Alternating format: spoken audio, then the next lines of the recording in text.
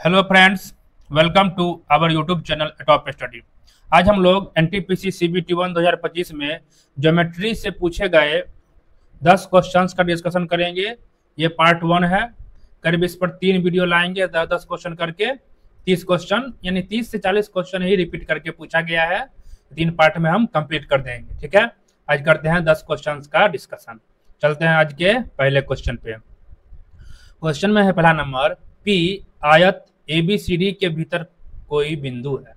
यदि P A 69 centimetre, P B 27 और P C 38 centimetre है तो पी डी की लंबाई क्या होगा। आयत क्या होता है दोस्तों?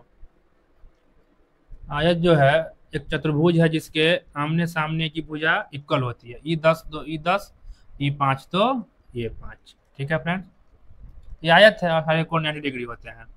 सारी डिटेल अभी ना बताएंगे, बस ये है आयत। इसके आमने सामने की भुजाएं बराबर होती है। ठीक है, आयत के भीतर कोई बिंदु P है। मान लेते हैं कि बिंदु यहाँ पर P है। तो क्वेश्चन में बोल रखा है ABCD आयत है, तो ABCD लिख देते हैं ABCD। PA ये है 69 PB ये दे रखा है 27, PC ये दे रखा है 38 और PD की लंबाई पूछ रहा है क्या होगा। ठीक है, जब भी इस तरह का क्वेश्चन मिले, जब अंदर एक पॉइंट हो और चारों शीर्ष मिलता हो, तो हमेशा ध्यान रखना है ये PA का स्क्वायर प्लस PC का स्क्वायर, PA का स्क्वायर प्लस PC का स्क्वायर। देखिए, इसको लिए और इसको लिए, उसी तरह इसको लेंगे और इसको लेंगे, PB का स्क्वायर और ये लिए प्लस PD का स्क्वायर। ये क्या होता है? इक्वल।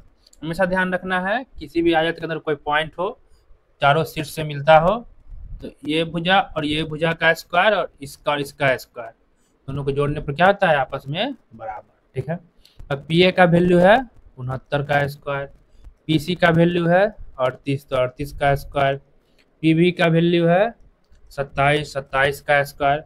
हमें PD पूछ रहा है, ये एक्स लिए स्क्वायर। ठीक है, ये PD पूछ रहा है हमको, इसका वैल्यू क्या होगा। देखिए फिर इसको हल करना है। 69 का स्क्वायर, देखिए इसमें शॉर्ट मार देते हैं। देखिए 69 का स्क्वायर करेंगे तो क्या होगा? 9 9 81, इकाई अंक 1 आएगा। देखते हैं ऑप्शन की वर्डिंग छटता है कि नहीं। 8 का स्क्वायर 88 64, इकाई अंक क्या आएगा? 4। यानी इन दोनों को हम ऐड करेंगे तो जो भी आएगा उसका इकाई अंक क्या बनेगा? 5। यहाँ देखिए 7 49, इकाई अंक क्या बन रहा है? 9। तो जो भी संख्या है उसका इकाई अंक 5 है। इधर के इसका इकाई अंक 9 है, इसको हम इधर भेजते 5, इसका इकाई अंक इधर लिख रहे हैं 5, उसका इकाई अंक इधर भेजेंगे तो घट्टे हो जाएगा 9, उसका इकाई अंक। अब बराबर क्या बच गया? X square PD square. अब देखिए 5 में से 9 घटाएंगे, कुछ भी हासिल है घटाते, तो 15 में से 9 गया 6। यानी जो भी आउटपुट फाइनली आएगा वो PD का स्क्वायर, वो एक्स का स्क्वायर एक्स मान लिए, ये क्या होगा? उसका इकाई अंक 6 आएगा। तो यहाँ से PD बराबर क्या होगा? रूट अंडर जो भी संख्या हो इकाई अंक क्या आएगा? 6 आएगा। समझ में आ रहा है दोस्तों? तो इसका वर्गमूल निकालेंगे हम, तो इकाई अंक क्या आना चाहिए? इसका वर्गमूल या तो 6 या तो 4, यानी वैसी संख्या है इसका स्क्वायर करने पर इकाई अंक 6 पूर जाए। इसमें देखिए 72 का हम स्क्वायर करेंगे, 2 दूना 4, इकाई अंक 6 आ रहा है नहीं, 88 64 नहीं, 0 नहीं, देखिए 4 चौक 16, 74 का स्क्वायर तो इकाई अंक 6 आ रहा है। PD का वैल्यू क्या हो जाएगा? 74। इस तरह मार के इसको निकल जाना है, नहीं तो सभी का स्क्वायर निकाल के अपना कैलकुलेशन कर लीजिए, उससे भी बन जाएगा। ठीक है फ्रेंड्स, चलते हैं नेक्स्ट क्वेश्चन पे। P एक वृत्त के बाहर स्थित एक बिंदु है और उसके केंद्र से 17 सेंटीमीटर की दूरी पर है। बिंदु P से खींची गई एक छेदक रेखा वृत्त को AB पर इस प्रकार काटती है कि PA 8, AB 7 और PB ग्रेटर देन PA है। तो वृत्त का त्रिज्या बताना है। पहले फिगर ड्रॉ करते हैं। एक सर्किल है, बाहर एक पॉइंट P है जो इसके सेंटर से 17 सेंटीमीटर की दूरी, सेंटर को वो मान लेते हैं। तो PO क्या दे रखा है? 17 सेंटीमीटर सेंटर से दूरी है। ठीक है, और P से एक छेदक रेखा निकलती जो AB पर वृत्त को काट रही है। जैसे निकली, इसको A पर और इसको B पर। ठीक है, अब PB ग्रेटर देन PA बोला, सही है। PB जो है इस PA से क्या है? बड़ा है। ठीक है, PA का वैल्यू 8 है और AB का वैल्यू, इसका वैल्यू 7 है। ठीक है फ्रेंड्स, तो हमसे इस सर्किल का त्रिज्या क्या होगा वो पूछ रहा है, ठीक है। तो हमेशा एक कॉन्सेप्ट ध्यान रखना है, जैसे कोई सर्किल हो, अब बाहरी पॉइंट से एक हम स्पर्श रेखा खींचे टेंजेंट, ठीक है, और एक रेखा ऐसा कि इसको छेदक हो, इसे काटते हुए निकले। मान लेते हैं पी है, ये टी है, ये ए है और ये बी पर काटता है, ठीक है फ्रेंड्स। हमेशा ध्यान रखना है जो स्पर्श रेखा बनेगी पी टी, इसका जो स्क्वायर होगा वो बराबर होगा ये पी ए गुने ये पूरा पी बी के बराबर, पी बी, ठीक है फ्रेंड्स। इस फिगर को ध्यान रखना है, इस कंसेप्ट को ध्यान रखना है, इस पर ये बनेगा, ठीक है। जैसे इसमें देखते हैं टेंजेंट तो है नहीं, तो हम एक टेंजेंट खींचते हैं यहाँ पे, मान लीजिए स्पर्श रेखा खींचे, इसको हम टी मान लिए। इस जो पी टी होगा इसका जो स्क्वायर क्या होगा, पी टी स्क्वायर बराबर ये पी ए गुने ये पूरा पी बी के बराबर होगा, पूरा ये पी बी बोल रहे हैं यहाँ से यहाँ तक, ठीक है। तो पी टी का स्क्वायर बराबर पी ए क्या है 8 और पी बी 8 और 7 को जोड़ेंगे तो 8 7 15, यानी पी टी स्क्वायर 15 8 120 प्राप्त हुआ। इसका वैल्यू नहीं, इसका स्क्वायर प्राप्त हुआ है, पी टी का स्क्वायर प्राप्त हुआ 100, पी टी करेंगे तो टोटल 120 चला आएगा, ठीक है फ्रेंड्स। अब एक चीज़ और समझते हैं, जब कोई सर्किल हो और उसका सेंटर ओ हो और त्रिज्या ले लेते हैं ये, ठीक है, तो टेंजेंट अगर इस पर से गुजरे इस त्रिज्या को टच करते हुए, ठीक है, ये त्रिज्या है और ये हम टेंजेंट खींचे, ये हमेशा 90 डिग्री का कोण बनाता है, ठीक है फ्रेंड्स। जैसे ये सर्किल है, ये टेंजेंट यहाँ पर स्पर्श कर रहा है टी पर, तो सेंटर से इस स्पर्श जहाँ को मिलाते हैं तो ये हमेशा 90 होगा, हमेशा ध्यान रखना है। त्रिज्या जो है स्पर्श रेखा पर 90 डिग्री का कोण बनाती है, ठीक है। अब देखिए पी टी ओ ये एक बन गया समकोण त्रिभुज, ठीक है फ्रेंड्स। पी टी ओ त्रिभुज पी टी ओ क्या बना, एक समकोण त्रिभुज बना, ठीक है फ्रेंड्स। इसमें टी है 90 डिग्री, तो पी ओ क्या होगा कर्ण, समकोण त्रिभुज हम जानते हैं जो कर्ण का स्क्वायर होता है, यानी इस पी ओ का स्क्वायर बराबर लंब ओ टी का स्क्वायर बराबर प्लस आधार हो जाएगा इसके लिए पी टी, तो पी टी का स्क्वायर इसका क्या होगा इक्वल होगा। हमेशा ध्यान रखना समकोण त्रिभुज में कर्ण का स्क्वायर बराबर लंब स्क्वायर प्लस आधार स्क्वायर, तो कर्ण क्या होता है 90 डिग्री कोण के सामने वाला रेखा, तो यहाँ पी ओ हो गया कर्ण, तो पी ओ का स्क्वायर और लंब इसको मानते हैं ओ टी का square plus P T base हो गया तो पी टी का स्क्वायर। अब इसको लंब कहिएगा पी टी को तो ओ टी आधार हो जाएगा, ये आपस में जो बोलना है आपको बोल सकते हैं, ठीक है। तो पी ओ का स्क्वायर, पी ओ क्या है 17, तो 17 का स्क्वायर बराबर ओ टी, हमें नहीं पता यही बताना है, ओ टी तो इसका रेडियस है प्लस पी टी स्क्वायर का वैल्यू है 120, ठीक है फ्रेंड्स। 17 का स्क्वायर 289, 120 को इधर भेजते हैं घटे 120 बराबर ओ टी स्क्वायर, घट के आ रहा है 169 बराबर O T square. O T क्या होगा, ओ टी बराबर स्क्वायर हटेगा रूट चढ़ जाएगा, रूट और 169 इसका वैल्यू होता है 13, रेडियस क्या आ गया 13 सेंटीमीटर, ठीक है फ्रेंड्स। इन सारे कंसेप्ट को समझना है और ध्यान में रखना है, ठीक है। चलते हैं 3 number question. A B C D एक समलंब चतुर्भुज है, इसमें B C parallel A D है, बी सी जो है ए डी के समांतर है, ठीक है फ्रेंड्स। समलंब चतुर्भुज क्या होता है, वैसे चतुर्भुज इसके दो भुजाएं पैरेलल हो, जैसे एक भुजा ये लिए एक भुजा ऐसे लेते हैं, ये दोनों आपस में क्या हो पैरेलल हो, यही कह रहा है। तो ये पैरेलल कौन कौन सी भुजा है बी सी और ए डी, ठीक है फ्रेंड्स।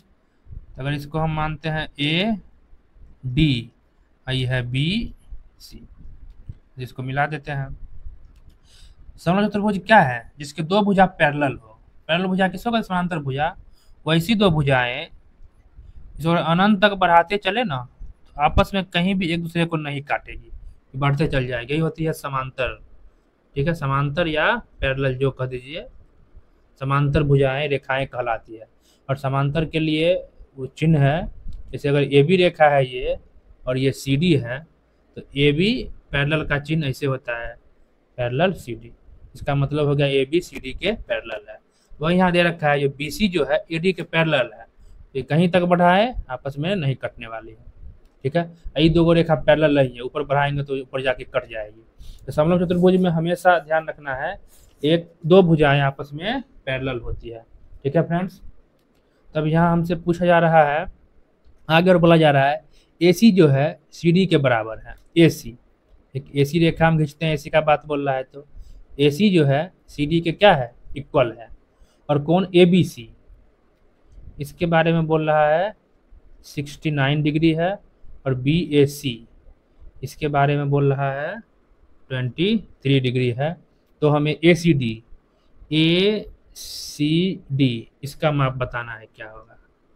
ठीक है फ्रेंड्स, इसका माप बताना है क्या होगा। एक कंसेप्ट और ध्यान रखना है, कोई भी त्रिभुज हम लेते हैं ABC जिसमें अगर दो भुजा बराबर हो, AB अगर 10 है, AC भी 10 हो, तो इसके सामने का कोण और इसके सामने का कोण क्या होते हैं, इक्वल होते हैं। ये थीटा तो ये थीटा, यानी आमने सामने जो दो भुजाएं इक्वल होती है उनके आमने सामने के दोनों कोण क्या होते हैं, इक्वल होते हैं। ये ध्यान रखना है। इस कोण का नाम भी कैसे लिखते हैं, तो कोण ABC और या कोण CBA, हम नाम बोल दिए, इस तरह लिखा जाता है। जिस एंगल को डिनोट करना है उसको बीच में रखना है। जैसे इस एंगल का नाम क्या होगा, कोण ABC या कोण CBA लिखिए, इसी कोण का नाम होगा। इसलिए हम बोल दिए क्या है कि इसमें कोण ACD बोल रहा है, तब कंफ्यूजन ना हो, ये ACD ये कोण होगा। ठीक है, इसी का वैल्यू हमें बताना है। देखिए जो और कोई त्रिभुज में तीनों कोणों का योग हमेशा क्या होता है, 180 डिग्री। हमेशा ध्यान रखना है किसी भी त्रिभुज के तीनों कोणों का योग क्या होगा, 180 डिग्री। एक त्रिभुज यहाँ पर देखिए ABC है, इसमें ये कोण और ये कोण दे रखा है और ये कोण हमें नहीं पता है। इसका योग क्या होगा, 180 डिग्री। तो 23 डिग्री प्लस 69 डिग्री प्लस इस कोण का हम नाम क्या लिखेंगे, कोण ACB या कोण BCA, कुछ भी लिखिए, लिख देते हैं कोण ACB। ABC त्रिभुज के तीनों कोण हैं, इनका योग क्या होगा, 180 डिग्री। ठीक है फ्रेंड्स, दोनों को जोड़ते हैं, 9 3 2 1 अच्छा 2 8 1 9 92 डिग्री प्लस कोण ACB बराबर 180 डिग्री। यहाँ से कोण ACB का वैल्यू क्या होगा, 180 डिग्री, 92 को इधर भेजेंगे तो -92 बराबर, ये घट के आ जाएगा 88 डिग्री। यानी ये एंगल क्या निकला, कोण ACD 88 डिग्री। ठीक है फ्रेंड्स, एक कंसेप्ट और याद रखिए, जब कोई दो पैरेलल लाइन हो, इसे कोई तीसरा लाइन यदि इस तरह काटे तो, ठीक है फ्रेंड्स, इस तरह काटा तो ये एंगल और ये एंगल एकांतर कोण कहलाते हैं और आपस में इक्वल होते हैं। ये थीटा तो ये क्या होगा, थीटा। समझ गए क्या कहलाते हैं, एकांतर कोण। इन सबों का हम कंसेप्ट देंगे जब चैप्टर पूरा पढ़ाएंगे तो हर एक बात बताएंगे। तत्काल जो लग रहा है इसमें वो सारे हम बताते चल रहे हैं। ये हुए एकांतर कोण। ठीक है, यानी इसमें देखिए AD है BC के पैरेलल, इस तरह ये AC इसको काट रहा है, तो ये एंगल और ये एंगल क्या होंगे, इक्वल। ये 88 तो ये 88। ठीक है फ्रेंड्स, इस कोण का हम बात किए, ये भी क्या होगा, 88। ठीक, और एक बताए, जब दो भुजा इक्वल हो, सामने के कोण क्या होते हैं, बराबर। यहाँ ये दोनों भुजा इक्वल है, इसके सामने का कोण ये और इसके सामने का कोण ये क्या होंगे, बराबर। ये 88 तो ये भी 88। ठीक है फ्रेंड्स, अब एक त्रिभुज देखते हैं ADC में, ये 88 ये 88, 88 डिग्री प्लस 88 डिग्री प्लस, ये को नहीं पता है, यही पता करना है, कोण ACD। ये एक त्रिभुज के देखिए तीन कोण होते हैं, ADC एक त्रिभुज है, इसके तीन कोण है, इनका योग क्या होगा, 180 डिग्री। 88 से जोड़ेंगे तो आ जाएगा 176 डिग्री प्लस कोण ACD बराबर 180 डिग्री। ठीक है फ्रेंड्स, यहाँ से D है, यहाँ से हम कोण ACD बराबर लिख सकते हैं 180 डिग्री घटे 176 डिग्री, यहाँ से प्राप्त हो गया हमें 4 डिग्री। ठीक है फ्रेंड्स, यह इसका क्या हो गया, आंसर। C नंबर इस ऑप्शन क्वेश्चन का आंसर हुआ। आया समझ में, हम पूरा तोड़ के बताने का कोशिश कर रहे हैं जो किसी नए बच्चे को भी समझ में आ जाए। ठीक है फ्रेंड्स, चलते हैं आज के चौथे क्वेश्चन पर। 10 भुजाओं वाला एक बहुभुज है, बहुभुज के शीर्षों का उपयोग करके कितने त्रिभुज बनाए जा सकते हैं। 10 भुजाओं वाला एक बहुभुज है। ठीक है फ्रेंड्स, देखिए अगर हम 4 भुजा वाला एक चतुर्भुज बनाते हैं, देखिए 4 बिंदु से मिलकर बना है। ठीक है फ्रेंड्स, अगर त्रिभुज बनाते हैं ये 3 बिंदु से मिलकर बना है, ठीक है। उसी प्रकार कितना भी अगर 6 भुज लेते हैं, देखिए हम 6 भुज ले रहे हैं, 1 2 3 4 5 6, 6 भुजा है। कितने शीर्ष बने हैं? 1 2 3 4 5 6, यानी जितने भुजा हैं उनमें उतने शीर्ष होते हैं। 10 भुजाओं वाला एक बहुभुज है, इसमें 10 शीर्ष होंगे। Clear friends? 5 6 7 8 9, तो 10 शीर्ष है, इससे मिलकर एक बहुभुज बना है। तो बहुभुज के शीर्षों का उपयोग कर कितने त्रिभुज खींचे जा सकते हैं? एक त्रिभुज खींचने के लिए हमें 3 चाहिए, 3 शीर्ष चाहिए। 3 शीर्ष मिलाएंगे तो त्रिभुज बन जाएगा। हमारे पास 10 शीर्ष है। 10 में आप देखिए किसी भी 3 को लीजिए, एक त्रिभुज बन रहा है। अगर हम इसको लेते हैं, एक त्रिभुज बनेगा। किसी को भी ले रहे हैं 3 भुजा को, आपस में मिलकर एक त्रिभुज बना रहा है। यानी 10 में से हमको 3 से मतलब है, यानी 10 भुजाओं में 3 के हम कितने युग्म बना सकते हैं? 10 है। जितना हम 3 के युग्म बनाएंगे उतना ही तो त्रिभुज बनेंगे, है कि 3 भुजा से एक त्रिभुज बन रहा है। तो जब भी इस तरह छांटना हो, जैसे इस तरह निकालना हो, 10 में से 3 के कितने युग्म निकल सकते हैं, उसमें हमेशा कॉम्बिनेशन लगाते हैं। जैसे 10 है भुजा, जैसे हमें 3 निकालना है, 10 C3 कर देना है, ठीक है। यही इसका आंसर हो जाएगा। जैसे कैलकुलेट कैसे करेंगे? 10 नीचे क्या है? 3, तो 3 स्टेप बैक जाइए, 10 गुने 9 गुने 8, ठीक है फ्रेंड्स। और 3 को बैक 1 तक जाइए, 3 गुने 2 गुने 1, इसे काट दीजिए। 3 तिया 9, 2 चौके, 4 तिया 12, 120, यानी इससे 120 त्रिभुज खींचे जा सकते हैं। सी आंसर आया समझ में? इसी में कहता 12 भुजाओं वाले बहुभुज से कितने त्रिभुज खींच सकते हैं? तो 12 C3।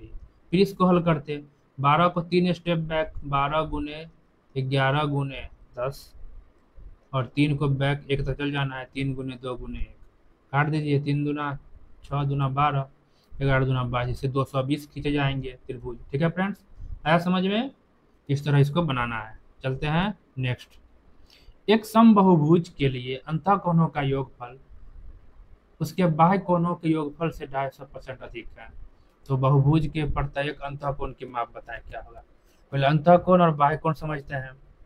कोई एक समबाहुभुज लेते हैं, हम एक लेते हैं 6 भुजा वाला बहुभुज, इसके प्रत्येक भुजा क्या है? सेम हो, ठीक है फ्रेंड्स। देखिए ये भुजा 1, ये 2, 3, ये 4, ये 5, ये 6, ये नहीं है, ठीक है। तो ये 6 भुजा है। समबाहुभुज का मतलब होता है हर एक भुजा आपस में इक्वल हो, ये 6 भुजा आपस में इक्वल हो, ठीक है। इसका अंतःकोण क्या हुआ दोस्तों? ये हुआ इसका अंतःकोण, अंदर वाला कोण। एक अंतःकोण ये, एक ये, एक ये, एक ये, एक ये, एक ये, यानी 6 भुजा वाला समबाहुभुज लिए 6 अंतःकोण हुए, ठीक है फ्रेंड्स। और बाह्य कोण क्या होंगे? ये जो बाहर से बनता है ये हुए बाह्य कोण, ठीक है फ्रेंड्स। इसे क्या समझना है? बाह्य कोण। और अंदर वाला ये हो गया अंतःकोण, ठीक है। बाह्य कोण अंतःकोण समझ गए। ये और ध्यान रखना है, किसी भी समबाहुभुज हो तो इसके एक बाह्य कोण ये हुआ, एक बाह्य कोण ये हुआ, एक बाह्य कोण, ऐसे करते करते 6 बाह्य कोण इसके भी होंगे। तो किसी भी त्रिभुज के सभी बाह्य कोणों का जो योग होता है वो क्या होता है? 360 डिग्री। सभी बाह्य कोणों का योग क्या होगा? 360 डिग्री, हमेशा याद रखना है, ठीक है ये बात। अब क्वेश्चन में कह रहा है किसी बहुभुज के अंतःकोणों का योग उसके बाह्य कोणों के योगफल से 250% अधिक है। तो आप ही बताइए अंतःकोणों का योग क्या होगा? अंतःकोणों का योग, बाह्य कोणों का योग 360 होता है, इससे 250% अधिक है। तो इसका 250% निकाल के उसमें जोड़ दीजिए, या डायरेक्ट इसका 350% निकाल दीजिए, ठीक है फ्रेंड्स। ये बात आया समझ में? इसको भी समझा देते हैं। 350/100, इसे हल करना है तो करीब आ रहा है 1260, ठीक है फ्रेंड्स। इसे हल करने पर कितना आ गया? ये 1260 डिग्री आ गया इसके अंतःकोणों का योग, ठीक है। अब इस बात को हम समझाते हैं। कोई संख्या 100 है, हम बोलते हैं इसको 20% बढ़ाइए, कितना बढ़ाइए 20%। तो 100 का 20% क्या होता है 20। तो 100 में 20 जोड़ दीजिए, यानी 20 में बढ़ाने के बाद कितना हो गया 120। या डायरेक्ट 100 है 20% बढ़ाना है तो डायरेक्ट 120% निकाल दीजिए, ये भी क्या जाता है 120। वही बात की है, 250% अधिक है, सीधे हम 350% निकाल दिए। अंतःकोणों का योग क्या आ गया 1260 डिग्री। और किसी भी समबाहुभुज में अंतःकोणों का योग बराबर फॉर्मूला होता है n-2 इंटू 180 डिग्री। ये हमेशा ध्यान रखना है, ये अंतःकोणों के योग का क्या है फॉर्मूला है। तो अंतःकोणों का योग n-2 इंटू 180 डिग्री होता है अंतःकोणों का योग, यही है 1260। यहाँ से n-2 क्या होगा 1260 बट्टा 180, ये कट के आ गया 7, n बराबर 7 जोड़ 2 9, यानी ये 9 भुजा वाला समबाहुभुज प्राप्त हुआ। ये बताया समझ में। हमसे पूछ रहा है अंतःकोण की माप x क्या होगा, एक अंतःकोण x है, इसका माप क्या होगा। ठीक है, यहाँ तो समझ गए फ्रेंड्स कि क्या निकला 9, कितने भुजा से समबाहुभुज बने हैं वो प्राप्त किए। सारे बात हम बता दे रहे हैं। ये हमेशा ध्यान रखना है, यदि बहुभुज n हो तो एक बाह्य कोण का वैल्यू होता है 360 बट्टा n, एक बाह्य कोण का मान। ठीक है, यहाँ 9 भुजा है तो एक बाह्य कोण का मान 360 बट्टा 9 40 डिग्री। इस एक बाह्य कोण का वैल्यू क्या होगा 40 डिग्री। देखिए ये है अंतःकोण, ये है बाह्य कोण। एक अंतःकोण एक बाह्य कोण का योग क्या होगा, एक लाइन पे है तो एक अंतःकोण एक बाह्य कोण का योग हमेशा होता है 180 डिग्री। ठीक है फ्रेंड्स, तो बाह्य कोण 40 है, अंतःकोण क्या होगा, दोनों का योग 180 डिग्री है। 180 डिग्री में से हम 40 डिग्री घटा देते हैं, 140 डिग्री आ गया आंसर, डी इसका आंसर। ठीक है फ्रेंड्स, पूरा हम तोड़ तोड़ के बताने का कोशिश कर रहे हैं।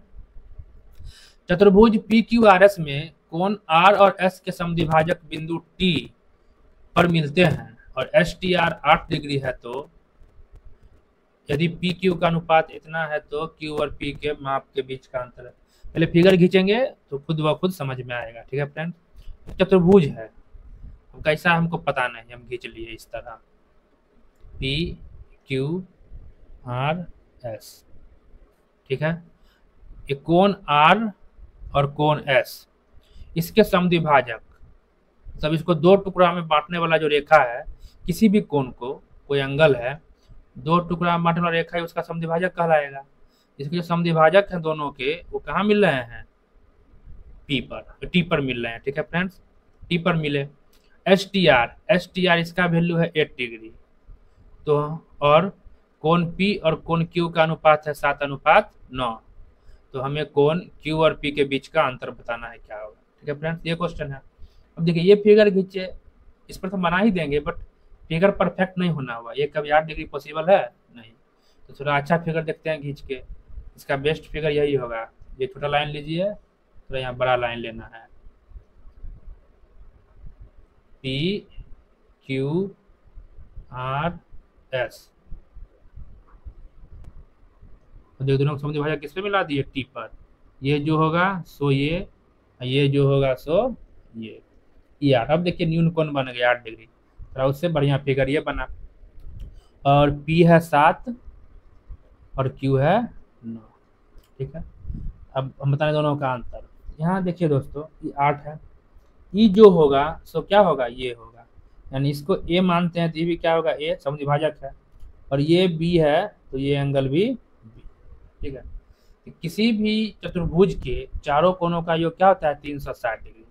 इसको 7x ले लेते हैं, इसको 9x, अनुपात में है 7:9 है, तो अनुपातिक राशि x मानते हैं, तो एक 7x और एक 9x, इन दोनों को जोड़ते हैं 9 7 16x प्लस इस एंगल को लेते हैं AA 2A प्लस इस एंगल को लेते हैं BB 2B। ये देखिए ये हो गया चतुर्भुज के चारों कोण, इसका योग क्या होगा 360 डिग्री। ठीक है, तो 16x, इसमें से अगर 2 कॉमन लेते हैं तो 2 इंटू A प्लस B, ये क्या होगा 360 डिग्री। तो A प्लस B का वैल्यू क्या होगा अब इस टी एस आर में ध्यान दीजिए, टी एस आर में एक त्रिभुज है, त्रिभुज के तीनों कोनों का योग हम अभी जस्ट पहले बताए थे 180 डिग्री होता है। एक कोण उसमें 8 डिग्री है, एक कोण ए है, एक कोण बी है, यही तो है तीनों 180 डिग्री। ए प्लस बी 180 में से 8 गया 172 डिग्री, 172 फुट कर दीजिए। 16x प्लस 2 गुने 172 डिग्री बराबर 360 डिग्री। तो 16x बराबर 360 डिग्री घटे 172 का डबल कर रहे हैं तो आ रहा है 344 डिग्री, घट के आ जाएगा 16 डिग्री। x का वैल्यू 1 डिग्री। ठीक है फ्रेंड्स, 16 16 कट के x आ गया 1 डिग्री। दोनों का अंतर क्या है 2x, तो 2 गुने 1, 2 डिग्री इसका आंसर हो जाएगा। ठीक है फ्रेंड्स, तो 2 डिग्री इसका आंसर है। चलते हैं नेक्स्ट क्वेश्चन। यदि समांतर चतुर्भुज का एक कोण उसके आसन्न कोण के 4/5 से 27 डिग्री कम है, समांतर चतुर्भुज का सबसे छोटा कोण ज्ञात करें। समांतर चतुर्भुज किसको कहते हैं? वैसा चतुर्भुज इसके आमने सामने की भुजाएं बराबर भी और पैरेलल भी हो, यानी समांतर भी हो। जैसे यहाँ ए बी जो है सी डी के बराबर है, साथ में समांतर भी है, कहीं भी बढ़ाएंगे इसको आपस में न कटेगा। वैसे ए डी और बी सी है, दोनों बराबर है और पैरेलल है, कहीं तक भी ले जाएंगे आपस में नहीं कटेगा। ठीक है, ये है समांतर चतुर्भुज। अब बात करते हैं आसन्न कोण। देखिए इस ए कोण है और डी कोण, ये क्या है आसन्न कोण। कोण ए कोण डी क्या हो गए आसन्न कोण। उसी प्रकार कोण बी और कोण सी क्या हो गए आसन्न कोण।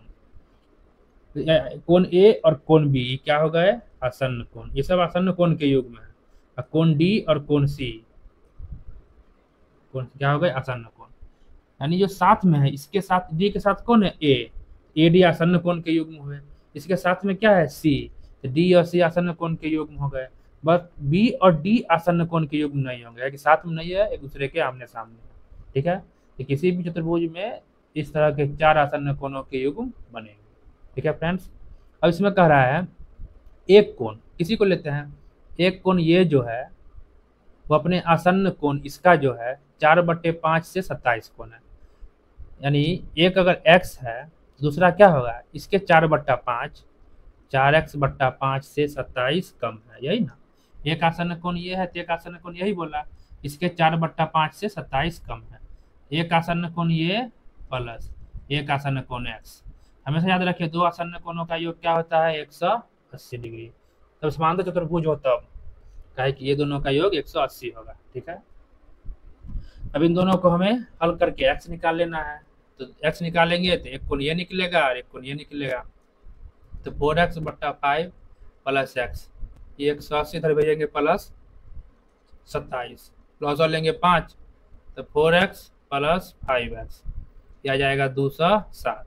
तो 5 4 9x बराबर 207, गुने में 5 आ जाएगा। इससे भाग दीजिए, 9 दूना 18, 9 3 27, 5 27 बचे 115 डिग्री, x का वैल्यू आ गया। एक एंगल है कितना 115, तो एक है जब 115, एक क्या होगा दोनों का योग होता है 180, 180 में से 115 घटा दीजिए, आ गया 65 डिग्री। सी नंबर 2 कौन आया, छोटा पूछ रहा है, एक 115 है एक 65 है, छोटा वाला आंसर हो जाएगा। ठीक है फ्रेंड्स, चलते हैं next. A B C D के समांतर है, तिर्यक रेखा पी क्यू, देखिए एक लाइन है ए बी जो कि सी डी के समांतर है, एक लाइन है पी क्यू जो इसे ई पर और एफ पर प्रतिच्छेद करती यानी काटती है। पीई बी ये दिया गया है 42 डिग्री। ए बी और सी डी के बीच एक बिंदु जी इस प्रकार है कि बी ई जी कहीं यहाँ होगा। ठीक है, बी ई जी क्या होगा 21 डिग्री। अब देखिए यहाँ कहाँ ले लिए फ्रेंड्स, तो बी ई जी बन जाएगा अधिक कोण जो कि 90 से पार होगा, इसलिए इधर ना आएगा इधर आएगा। बी ई जी क्या है 21 डिग्री। फिर आगे पढ़ते हैं जी एफ ई, इसको मिलाइए तब बनेगा जी एफ ई, ये दे रखा है 34 डिग्री। तो हमें ई जी एफ इस एंगल को पूछ रहा है। ठीक है फ्रेंड्स, ई जी और एफ। देखिए ये 34 हमको पता है, अगर ये पता कर ले तो इस त्रिभुज में तीनों कोनों का योग 180 होगा, तब ये जान जाएंगे, है ना। ये पता करते हैं। देखिए ये एक पैरेलल लाइन है, इन पूरे का योग क्या होगा 180 डिग्री। किसी भी एक पैरेलल लाइन पर आप जितने भी एंगल बना लीजिए सभी के योग क्या होंगे 180 डिग्री। तो इसको हमको बताना है 180 डिग्री घट्टे, ये दोनों को जोड़िए, 4 2 63 घट्टे 63 कर दिए। ठीक है फ्रेंड्स, यहाँ से आ गया 117 डिग्री। इस एंगल का वैल्यू क्या है 117 डिग्री, यह है 34। ये दोनों को जोड़िए, इस त्रिभुज में इन दोनों का योग, तीनों का योग क्या होगा 180। तो 117 डिग्री जोड़ 34 डिग्री जोड़ कोण EGF, ये क्या होंगे 180 डिग्री। इसका योग करते हैं, 7 4 11, 151 डिग्री आ गया, प्लस कोण EGF 180। हमें कोण EGF बता देना है, 180 डिग्री घट्टे 151 आ जाएगा 29 डिग्री, डी नंबर आंसर। ठीक है फ्रेंड्स, हम तोड़ तोड़ के पूरा बताने का कोशिश किए हैं। कैसा लगा ये वीडियो आपको? यदि अच्छा लगा तो लाइक करें, अपने दोस्तों के बीच शेयर करें और चैनल को सब्सक्राइब करना न भूलें। ठीक है फ्रेंड्स, और ध्यान रखिए 1/9/2025 से लाइव हम करीब स्टार्टिंग में 15 से 20 क्वेश्चन के बीच ही रखने वाले हैं। ठीक है, पूरा क्वेश्चन कंसेप्ट के साथ बताएंगे, पर डे कोशिश करेंगे बताने का, और समय के साथ इसे हम 25 क्वेश्चन पे ला देंगे। पर डे 25 क्वेश्चन का डिस्कशन हम लोग करेंगे। ठीक है, नाइट में 8:30 बजे से 10 बजे तक चलेगा लाइव पर डे। ठीक है फ्रेंड्स, हम 2 क्वेश्चन अभी ना बताए हैं, वीडियो लंबा हो गया है। थैंक यू फॉर वॉचिंग, मिलते हैं नेक्स्ट वीडियो में, तब तक के